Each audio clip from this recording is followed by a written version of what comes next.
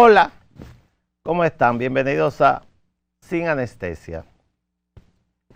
En el día de hoy, no hay dudas que hay que reflexionar sobre lo que está pasando en el mundo e incluso en la República Dominicana, aunque el mundo en este momento está mucho más interesante que lo que ocurre en el patio a nivel local.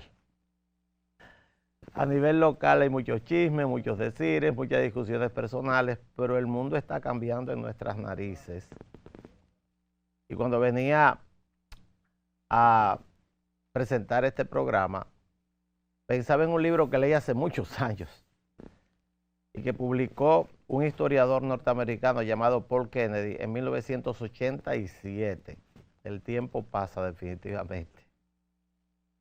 Paul Kennedy escribió un libro que se tituló Auge y caída de las grandes naciones o de los grandes imperios, donde analiza la expansión de diversos imperios, como su nombre indica, y su caída, unas veces muy rápida, otras veces más lenta, dependiendo de una serie de factores, los cuales se coaligan para que esto ocurra. Hasta ahí podría ser un historiador más. Sin embargo, Kennedy llegó a una osadía. Tengo que hacer un ejercicio de memoria porque pensé en el libro como venía en camino y no hice un repaso de él. Pero lo que más llamó la atención de Paul Kennedy en ese libro es que él se atrevía a analizar qué iba a ocurrir con la Unión Soviética y los Estados Unidos, que eran las dos potencias que se disputaban lo que era la hegemonía en el mundo en 1987. 3-4 años después, la Unión Soviética entra en una crisis económica y se disgrega en lo que es hoy Rusia, más un montón de países que pertenecían a la órbita soviética. Ya no existe ese polo y Rusia dejó de ser una potencia importante. Quedó Estados Unidos. Y lo que está ocurriendo en el mundo en este momento pareciera que es la lección que aprendieron los Estados Unidos de aspectos fundamentales que planteó Paul Kennedy para lo que es la desaparición o pérdida de poder de los imperios en el mundo. Él analiza a profundidad el imperio español, el imperio de los Países Bajos, el imperio de Inglaterra, principalmente esos, aunque también se va para mucho más atrás, porque la primera vez que se usó la palabra imperio fue con el Imperio Romano. Y todos fallaron y desaparecieron por la misma causa. El militarismo exagerado, llevado a su máxima expresión, por la expansión territorial frente a lo que debe ser la inversión interna para intentar mejorar la calidad de vida del imperio y también para crear riqueza dentro del imperio que no esté vinculada al tema militar. Cuando vemos lo que está ocurriendo en estos momentos en el mundo, tenemos obligatoriamente que pensar en eso. ¿Qué está haciendo Estados Unidos? ¿Qué está haciendo China? Que son los dos que podríamos llamar, China quizás un imperio de futuro, Estados Unidos el imperio actual. Porque Rusia no cuenta. Rusia cuenta como un actor ya de tercera categoría por la demostración que ha tenido de sus fallas a nivel tecnológico, a nivel incluso de creación de riqueza y a nivel de defensa en la frustrada ya invasión que hizo Vladimir Putin hace 4 años, un poquito más de 4 años, casi 5 años, a Ucrania. Ucrania, un país más pobre de Europa, pues le ha aguantado perfectamente al imperio ruso, a lo que pretendía ser el nuevo imperio ruso, en manos de Vladimir Putin, y definitivamente se ha convertido en su imagen es ahora mismo de algo que pretendía ser muy grande, pero tenía los pies de barro. Es interesante porque Estados Unidos pareciera que, sáqueme a Trump de la ecuación, los pensadores de Estados Unidos, porque el que crea que todo esto se ha creado alrededor del deseo omnímodo y único del presidente Donald Trump está absolutamente equivocado. Los pensadores de Estados Unidos de hacia dónde va ese país están volviendo a las raíces que lo caracterizaron en el siglo XIX y principios del siglo XX. Estados Unidos ha sido siempre un país aislacionista. absolutamente aislacionista. Por eso en un momento determinado, hace unos meses, antes de que estallara la guerra en el Medio Oriente, pues tanto el presidente Trump como el secretario de Estado, Marco Rubio, hablaron de que Estados Unidos planteaba volver a la doctrina Monroe. La doctrina Monroe, que fue un presidente de Estados Unidos de principios del siglo XIX, por allá por 1800, 20, 21, 22, más o menos por ahí, pues planteó a las potencias de Europa que no podían intervenir en América, porque América era para los americanos, pero no para los americanos del norte nada más, sino para los americanos, para todos los que habían nacido en esta parte del mundo, y que este era un continente que iba a ser defendido por los Estados Unidos. Eso se está haciendo ahora, no hay duda.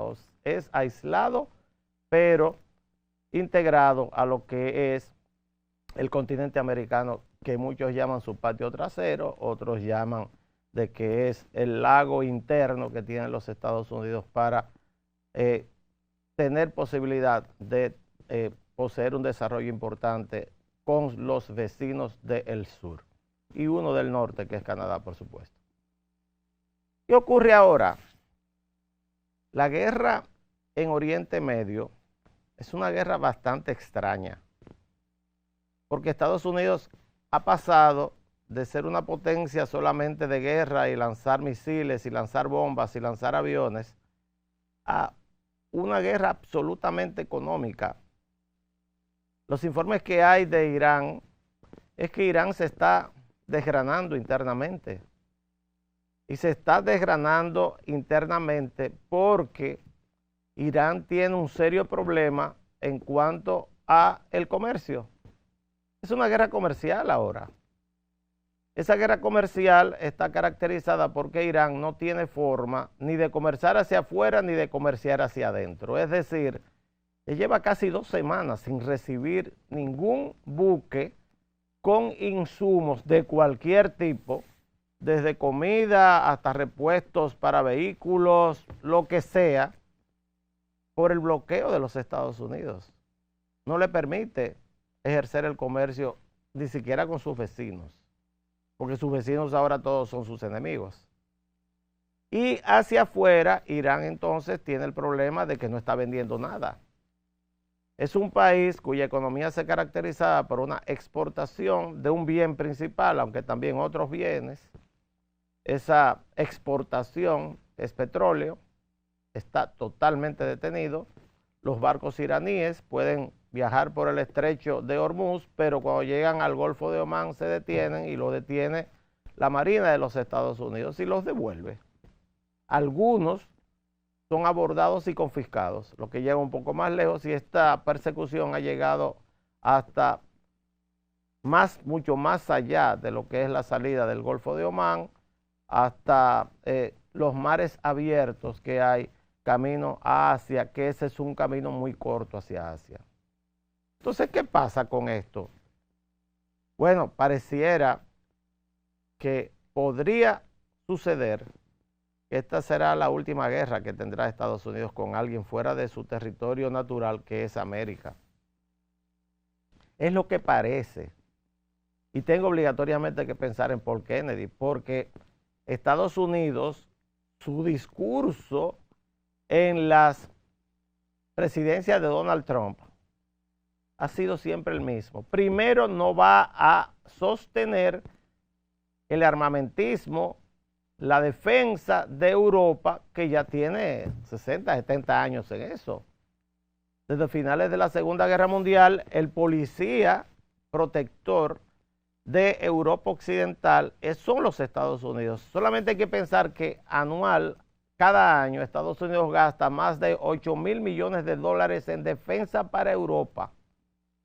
Solamente para Europa. Tiene bases militares en Europa, tiene una alianza militar con Alemania, tiene una base militar también, 2 bases militares en el Reino Unido, una base militar en España, es decir, todo eso son una cantidad de gastos de defensa que sostiene Estados Unidos, mientras Europa en este momento le dio la espalda. Le dio la espalda.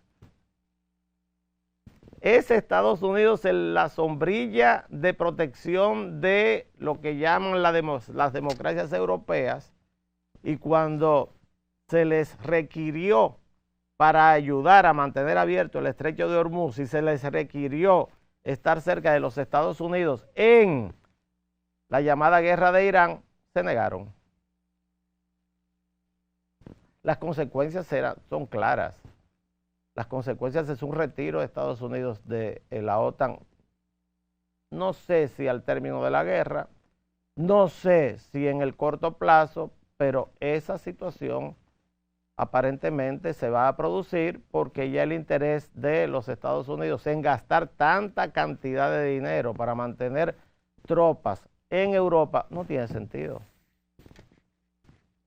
No tiene sentido porque Estados Unidos se está retirando hacia lo que es su lugar natural, que son las Américas. El gasto militar sin el gasto interno o la creación de riqueza interna es lo que ha provocado o lo que provocó la desaparición de los grandes imperios de la humanidad, según el libro que aquí se referencia al inicio de este comentario.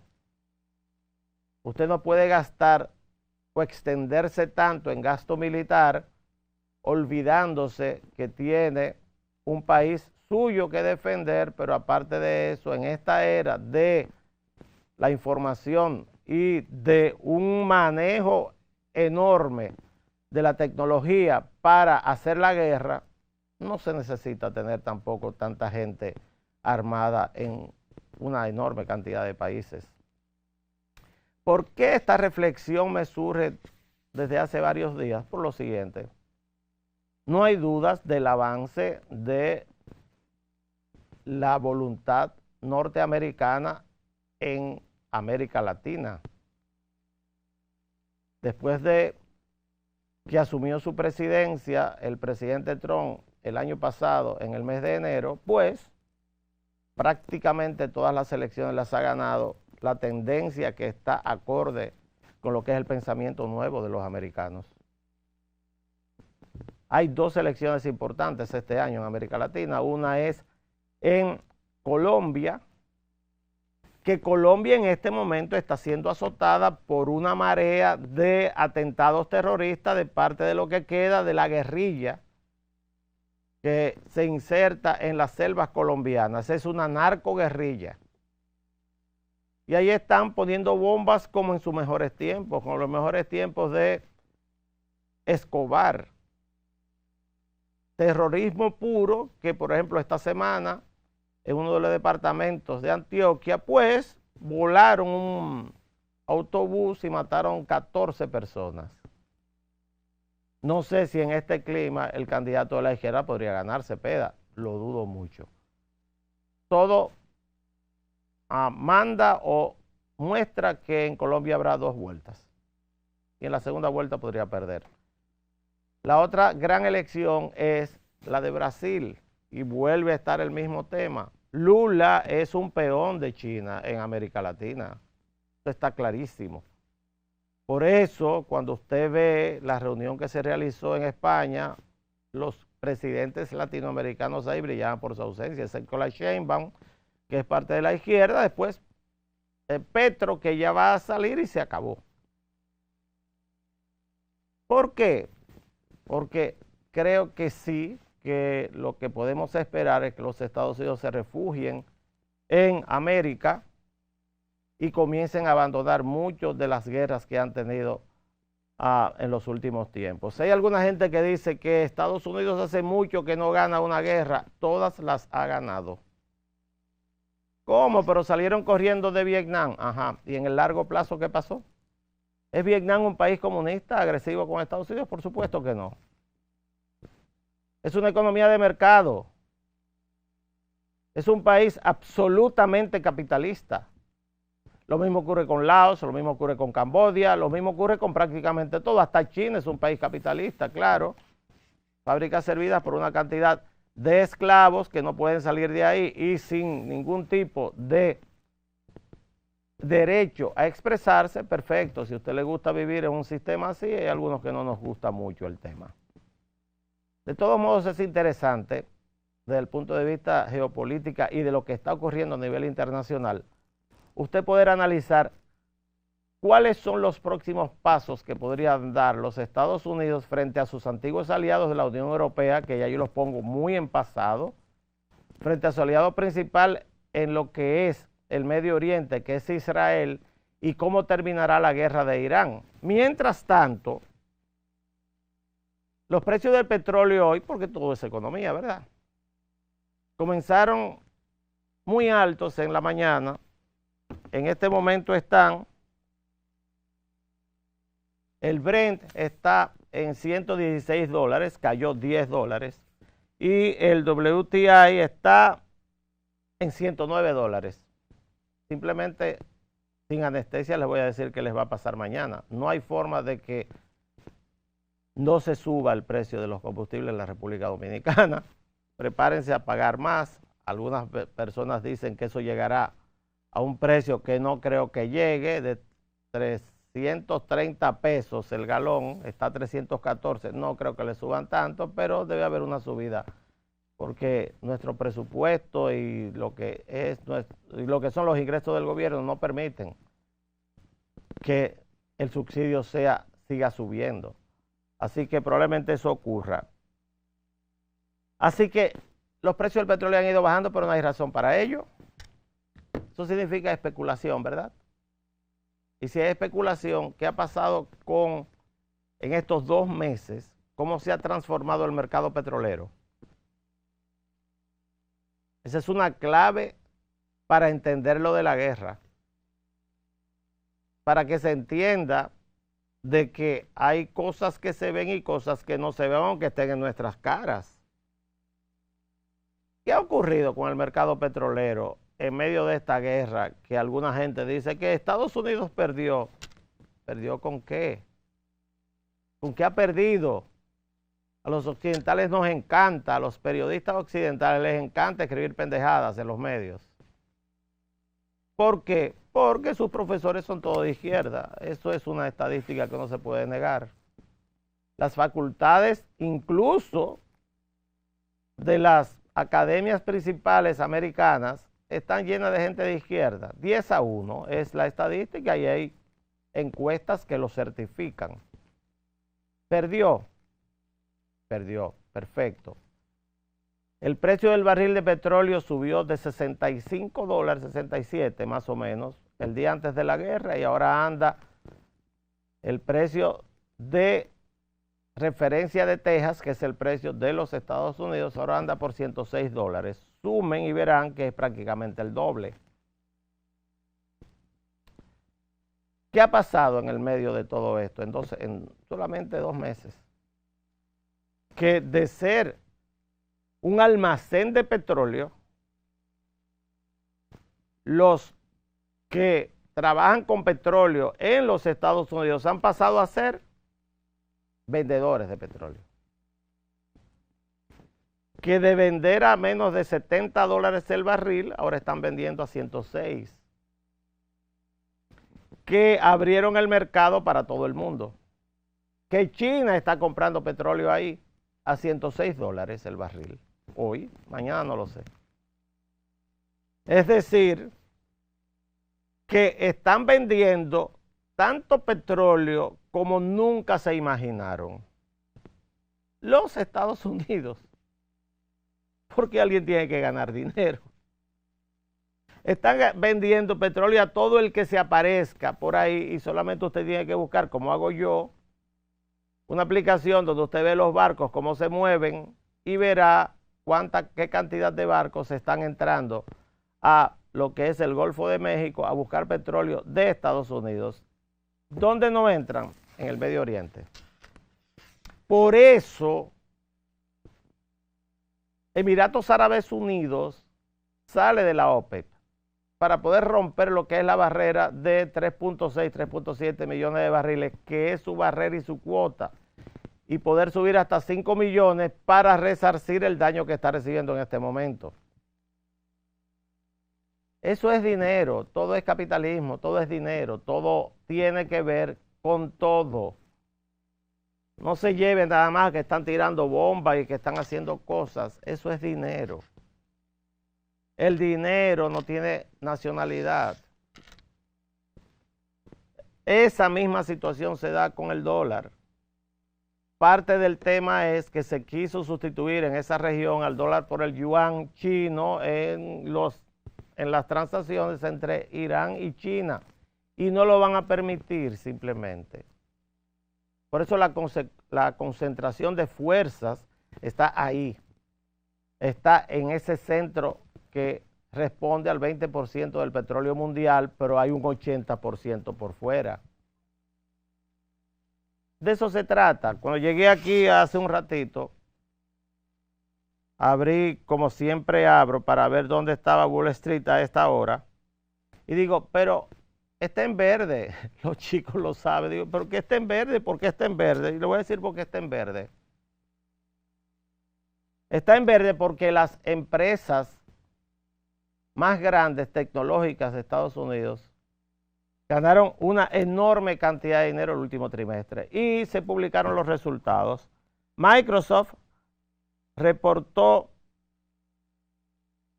ganancias por encima de los 82.089 billones de dólares. No millones, billones. Amazon reportó ganancias por 4 billones de dólares. Billones. Alphabet, que es la compañía más grande probablemente de anuncios del mundo. Alphabet, que es la dueña de Google, por supuesto, 110 billones de dólares. Y Meta, que era Facebook, reportó ganancias por 56.3 billones de dólares. Las ganancias son extraordinarias. ¿Saben por qué? Porque todo está ahora referido a inteligencia artificial. Por eso no ven a Apple ahí. La inteligencia artificial es el futuro de la economía mundial. Y quien domine la inteligencia artificial es el país que va a dominar el mundo en las próximas décadas. Y ese país son los Estados Unidos de América. Entonces, por eso es que defiendo tanto la pertenencia nuestra a esa alianza estratégica que tiene la República Dominicana con los Estados Unidos. Los otros son historias que están por el cielo, que ya no se van a cumplir. No se puede seguir mirando el mundo con los ojos del siglo XIX. Como si las fábricas, que de ahí es que se recoge y ahí es que se construye lo que es el relato socialista y comunista, como si las fábricas ya fueran lo principal, la manufactura lo principal en lo que es la economía mundial, y eso no es así ya. Ahora la economía mundial está normada, se sostiene sobre el desarrollo tecnológico. Y ese desarrollo tecnológico está sostenido en una red de universidades del primer mundo, que nosotros no tenemos acceso a ellas, excepto que alguno de los nuestros vaya a esas universidades a estudiar, y estamos absolutamente fuera como país de lo que es ese desarrollo y lo que es esa creación de riqueza. A ver si nos entendemos. Tenemos que buscar otras cosas para trascender. Ese es el futuro. No hay forma de que en ese escenario se le pueda competir a un país donde la tecnología es el centro de absolutamente toda su actividad económica en este momento, a pesar de que la manufactura también está creciendo. Entonces, la República Dominicana, ya para tratar de aterrizar el tema, algunos dirán, me lo han dicho muchas veces, es que usted es muy teórico. Bueno, perfecto, pero para ser teórico lo que hay que hacer es estudiar. Y además de estudiar, entonces tener la capacidad de exponer lo que usted aprendió leyendo y entendiendo cómo ve el mundo en este momento. La República Dominicana obligatoriamente tiene que plegarse a esa realidad, y esa realidad está en que la construcción de riqueza nuestra ahora mismo está sostenida sobre los servicios, y esos servicios se sostienen a medida que nuestra población se educa y evoluciona con el mundo. Si no, simplemente tendremos mujeres que arreglan camas y hombres que cocinan en los hoteles y se acabó el tema. No tenemos forma de construir riqueza de otra forma. Porque por ahí andamos, Por ahí andamos. No estamos tomando lo que son los problemas nuestros en serio, sino todo es una chercha. Porque va a venir el papá tío San a resolvernos el problema. Ese es el escenario que hay en Medio Oriente. En mi caso, en el día de hoy, quise transparentarlo, lo que más o menos se está hacia dónde más o menos se está dirigiendo el mundo en este momento. En el caso de la República Dominicana, tiene el aval, tiene la suerte de estar con la corriente que en este momento de la historia de la humanidad tiene la puerta abierta para seguir gobernando el mundo o influyendo sobre una cantidad de procesos durante los próximos años. Es nuestro deber entrar en eso o negarnos a hacerlo. Nosotros tomamos ese carril hace bastante tiempo. Tenemos muchas fallas desde el punto de vista estructural. Fallas que se van mirando poco a poco, sobre todo en términos de educación de calidad en la República Dominicana. Tenemos algunos grupos muy privilegiados que han tenido la oportunidad de accesar a esa educación de calidad en universidades de primer orden del mundo, y la mayor parte de ellos, por falta de incentivo y el desorden que vivimos acá, la mayor parte de esos muchachos se quedan, no vienen a la República Dominicana. No vuelven, se están quedando.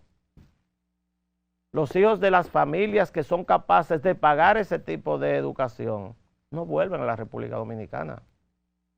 No hay incentivo acá para hacerlo. Si ustedes se fijan, son las grandes familias de algunos apellidos dominicanos los que sostienen una parte importante de la creación de riqueza en este país. Si esos no están, bueno, definitivamente tendremos muchos problemas en el futuro. Pero ya eso será una conversación que no duela tanto como la de hoy. Esta Sin Anestesia ha sido dirigida a los que piensan solamente con el lado izquierdo de la cabeza. Estados Unidos es la principal potencia del mundo y se está transformando, se está enroscando dentro de sí mismo para que no le pase lo que le pasó a otras potencias importantes. ¿Es eterna? No. Nada es eterno en el mundo. Nada es eterno. Todos los imperios crecen y después caen, pero no creo, aparentemente este no es el momento de la caída del imperio de los Estados Unidos. ¿A quién le duele también? A nosotros mismos. Nos duele que la juventud dominicana aparentemente está ahora bastante desencantada de lo que está ocurriendo en el país, por lo menos las personas que piensan en un futuro para ellos y sus familias en la República Dominicana. Y tercero, nos duele muchísimo la cantidad de muertes que vemos por esa violencia desenfrenada que se ve en tantos lugares en el mundo en este momento. Pero es parte de la historia de la humanidad. No hay salida, es lo que hay. Y nosotros, ustedes y yo, nos veremos mañana aquí en Sin Anestesia.